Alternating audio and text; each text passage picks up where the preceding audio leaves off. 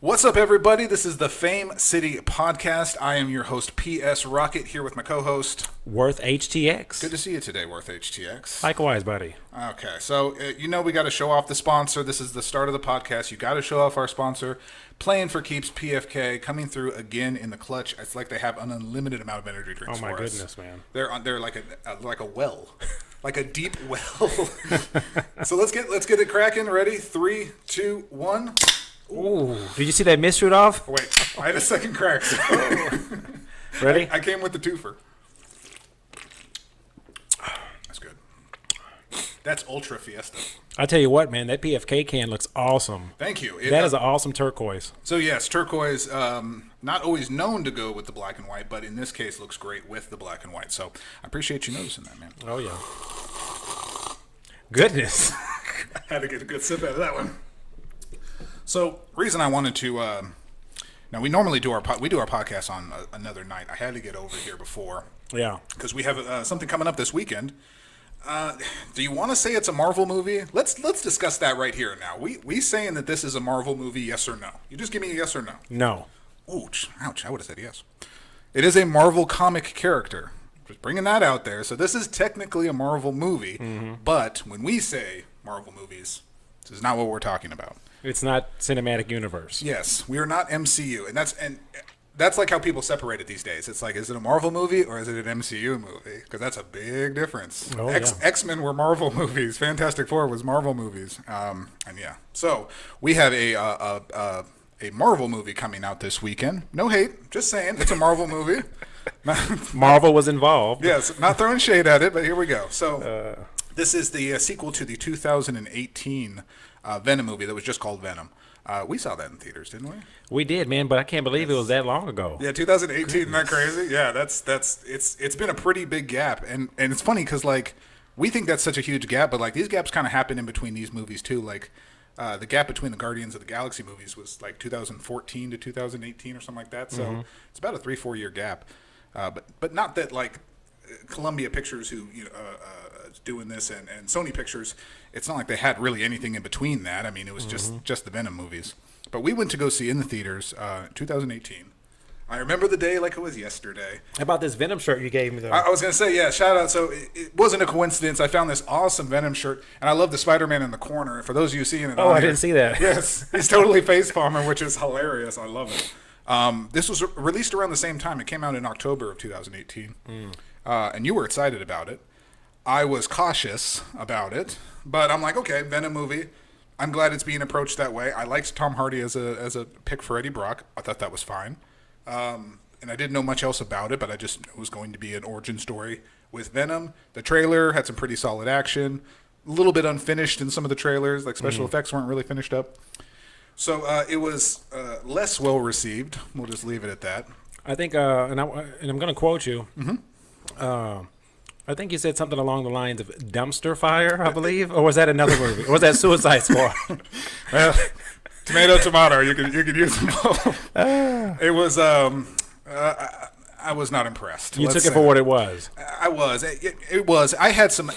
Most of my stuff was nitpicky. I thought the story was really convoluted. I thought every action sequence took place in the dead of night, so you couldn't see anything, which is really awesome to have. You have the darkest character, Venom, who's basically all black, and you put him against other all black symbiotes, however they wanted to say it. That was a controversy back in 2018. Symbiotes and symbiotes or something like that. Look that up. Remember that controversy? That was like no one knew how to actually say it. So I'm just going to say it both ways.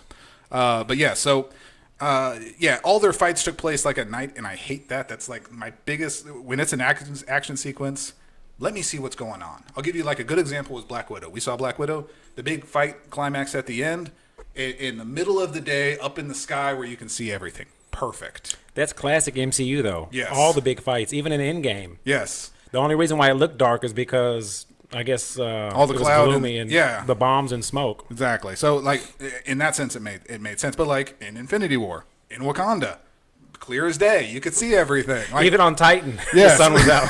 Even they had a sun that you could see it. So it was perfect in that sense. So the reason why we're getting a second Venom movie. Do you know this, Worth? I don't know the exact read. Maybe because it was the first one and you have to follow it up with a second one. If that we're talking technicality. Yes, and I would say technically that would be accurate, but also I don't know if you knew this. In the box office, Venom made almost $900 million. It was almost $1 billion movie. What? Did you know that? No, I did not. Yeah, so this had a budget of about $100 million, which for a superhero movie, that's pretty modest. I'd say that's Black Widow-ish, Shang-Chi-ish, if you would. Not too many big names in the first one. No, yeah, and that's probably where they saved a lot of money because it was not a whole lot of the bigger stars that command it. But it literally brought $856 million. Damn. Yes, and most of it was worldwide. Obviously, it did really good in overseas theaters. Money is money, man. I know. So hey, give me 850 million. Yes. I don't give a damn what country it comes from. So I would say that was a big driving force when they said, well, no one really liked it, but a lot of people saw it. So let's take another stab at this. So we're back again. We got a different director this time. I don't know if you knew that. Ruben Fleischer, I'm not sure if I'm saying his name right. Mm-hmm. He directed the first one now. So Andy Serkis is getting a stab at Venom 2, or Venom Let There Be Carnage. You know who Andy Serkis is?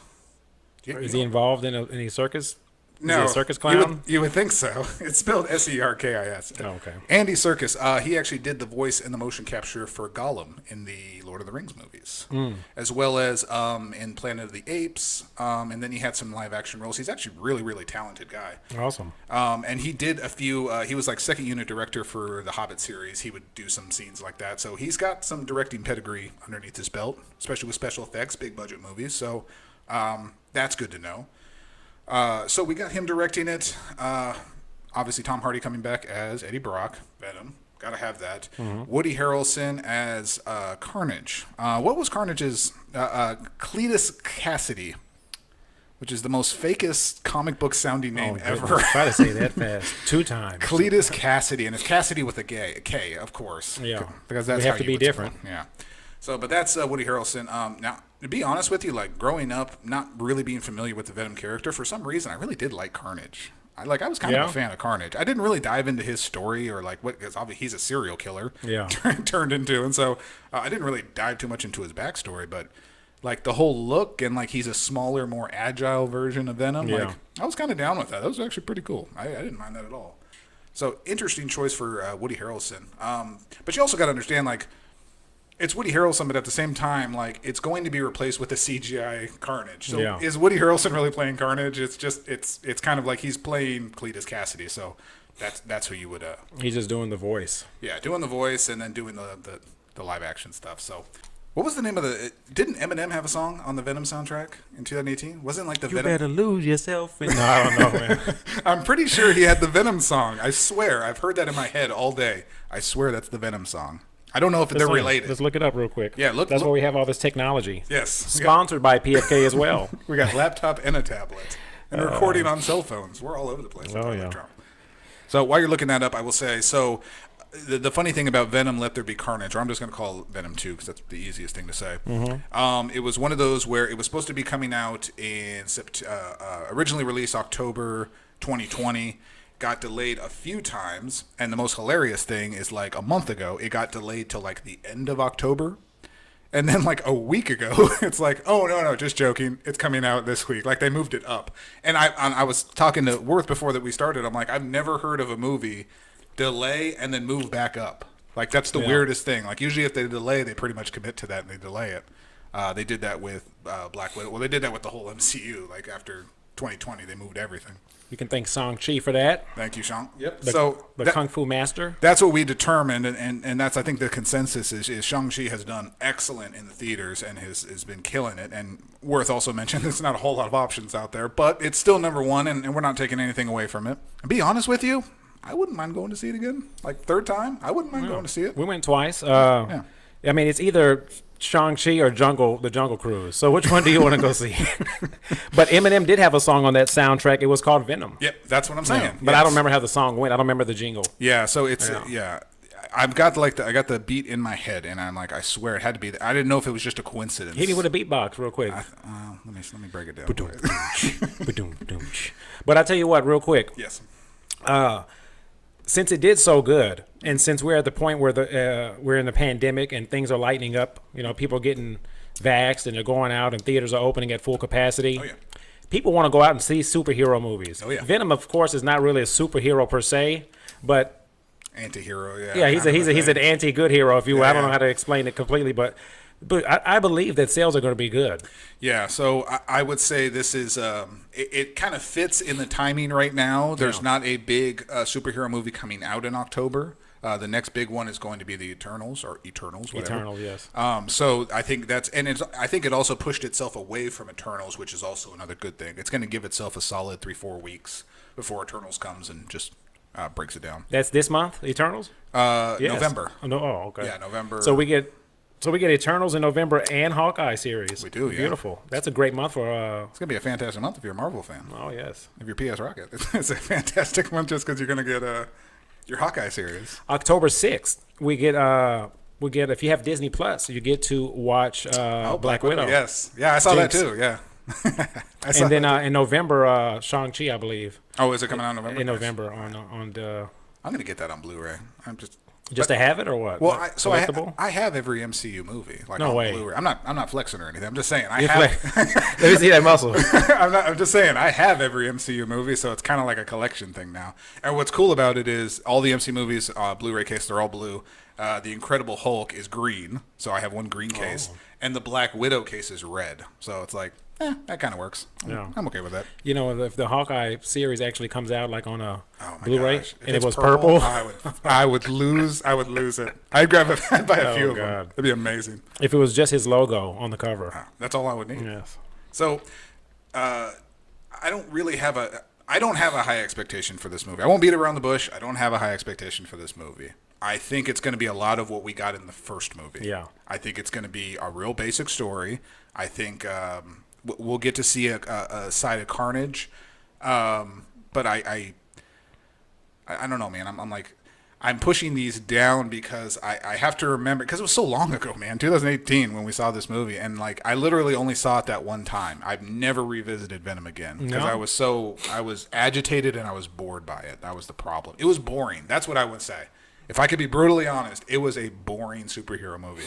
Well, I'll tell you what, man. They played it on like TNT a lot. Yeah. So I mean, it wasn't coming on like regular TV. So yeah, I think collectively maybe I saw it a few times after that, but sitting down in there and seeing it. So I will say it did have its funny moments though. Like, so I think they did a good. I'll say it like this. Eddie. Yes, I think they do a good job with Venom, and I think they do an okay job with Eddie Brock. Yeah, that's kind of like, I think Venom is great. His actual character, his communication and his relationship with Eddie Brock. I think that's really important. If you know the comics, like they are literally two different minds, and they're trying to work together, all in one body. That's how these symbiotes work, or symbiotes.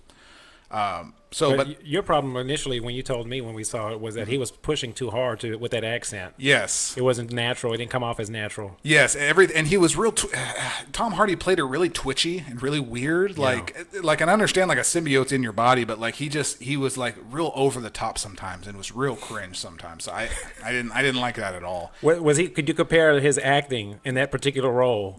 To the one who remains on Loki. I'm saying like the way they both played the character was just too. No, you're absolutely right. Too much. Yeah, it was like just a little over the top. Like it's like take it easy, bro. They were trying to prove that they were actors like too much. Like that's a little too spicy. Tom Holland's real accent is English, isn't he? English. Yeah, he's British. So it's UK or whatever you want to do. It's easy for them to do American accents, but it's more difficult for Americans to do a British accent to make it sound right.